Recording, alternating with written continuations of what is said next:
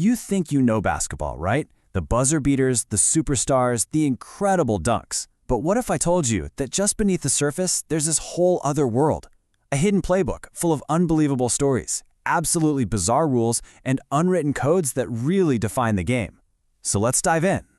First up, I just want to show you a number, 16,000. So what do you think? What in the world of basketball could this possibly represent? Points scored by a legend? Maybe the number of fans in a stadium? Nope, it's something way, way more staggering than that. It's the number of games played by just one guy. And that man was the one, the only, Meadowlark Lemon of the Harlem Globetrotters. I mean, just try to wrap your head around that quote. An NBA player would need to play for 100 years to match his record. While a typical NBA season is 82 games, the Globetrotters were playing almost every single day. And that tells you something really important right off the bat. Basketball has always been about more than just what happens in the NBA. Meadowlark Lemon's incredible career is proof that basketball has always been a spectacle. It's a form of entertainment that goes way beyond just putting points on a scoreboard. It's a performance. He was famously known as the Clown Prince of basketball. And that wasn't just some funny nickname, that was the job. He blended unbelievable skill, like his patented half-court hook shot, with his hilarious slapstick comedy. He performed for millions of people in over 100 countries. For him, in a lot of ways, he was an entertainer first and a basketball player second. But here's the thing. That spirit of showmanship and fun didn't just disappear with the Globetrotters. Oh no, it is alive and well in the modern NBA. It just, well, it takes a slightly different, maybe more mischievous form. Elaborate pranks. And these guys get seriously creative. The Sacramento Kings are famous for filling rookies' cars with popcorn. So when one rookie thought he could outsmart them by not having a car, you know what they did? They just filled his entire apartment instead. Players have literally hired radio stations to announce a teammate got cut from the team and even used a Hollywood-level T-Rex costume to scare the daylights out of each other. It's all just part of the culture of the league. But all this fun and chaos, it brings up a really important question, one that this little illustration kind of gets at. Where do you draw the line? At what point does a joke stop being funny and start becoming unfair? Well, to manage that exact tension, the one between competition, entertainment, and just basic fairness, basketball has developed some of the most specific, strange, and, let's be honest, downright bizarre rules in all of sports. Okay, let's start with a dark one, the disaster draft. And yes, this is a real thing in the NBA rulebook. If some terrible tragedy strikes and a team loses 5 or more players, the league can actually activate this draft. The other teams get to protect 5 of their own players, and then the affected team gets to rebuild its roster by picking from who's left. It's a super grim thing to think about, but it shows you the league prepares for absolutely everything. Sometimes, though, rules get created because one player is just too dominant in a really weird way. Case in point, Charles Barkley. He was so strong that he would get the ball, turn his back to the basket, and just slowly, physically bully his defender all the way to the rim. I mean, it could take like 15 seconds. It was slowing the game down to a crawl.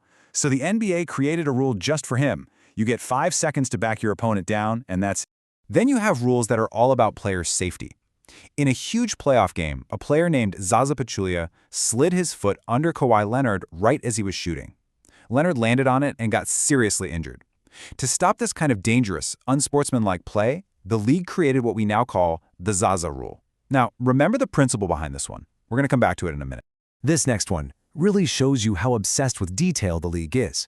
Back in 1990, a guy named Trent Tucker hit a game-winning shot with just 1/10 of a second left on the clock. It seemed physically impossible, and after looking at it, the league basically agreed. So they made a rule. You need at least 0.3 seconds on the clock to catch a ball and shoot it. Anything less than that, it has to be a tip-in. So, okay, we've got showmanship, we've got pranks, and we've got this thick book of incredibly specific rules. But underneath it all, what are we really trying to do? Well, we're trying to agree on how to play together fairly. And that fundamental idea, the spirit of the game, you can find it even in the simplest of stories. So in this children's story, Bush Basketball, we meet a group of friends who are ready for a game under the moonlight. You've got the cheating emu, brave kangaroo, fast dingo, and funny wombat. It's a really simple setup, but it's for a powerful lesson. So, during the game, the cheating emu just shoves the funny wombat over to get the ball, and he actually hurts him. Sound familiar? It's basically the playground version of the Zaza rule. It's not about the specific action. It's about the intent. You're hurting someone on purpose just to get an advantage.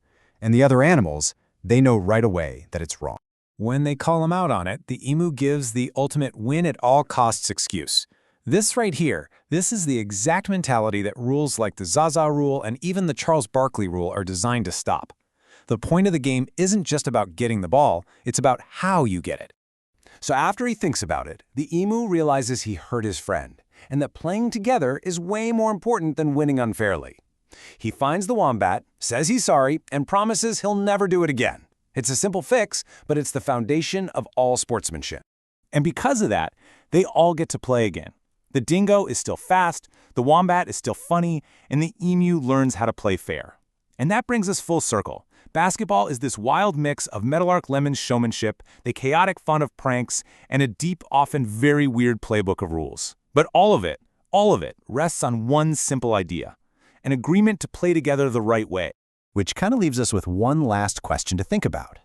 Whether it's the NBA Finals or a dusty court in the Australian bush, the rules we make and the spirit we play with, they don't just define the game. In a way, they define us. So what does the way we choose to play say about who we really want to be?